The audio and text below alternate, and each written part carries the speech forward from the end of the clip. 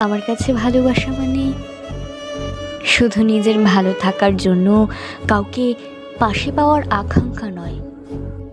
আমার কাছে ভালোবাসা মানেই হলো দুজন একসাথে পাশাপাশি থাকতে না পেরেও ভালোবাসার মানুষটা ভালো থাক, আর সে যার কাছেই থাক সর্বদা ভালো থাক এই কামনাই করা।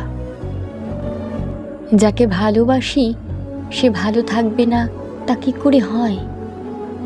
ভালোবাসলেই যে মানুষটাকে ছুতে হবে, পাশাপাশি থাকতে হবে, চোখের সামনে ঘুরঘুর করতে হবে তা নয়। ভালোবাসার মানুষটার অস্তিত্ব ধারণ করার ক্ষমতা যার না আছে সে কখনো ভালোবাসতে পারে না।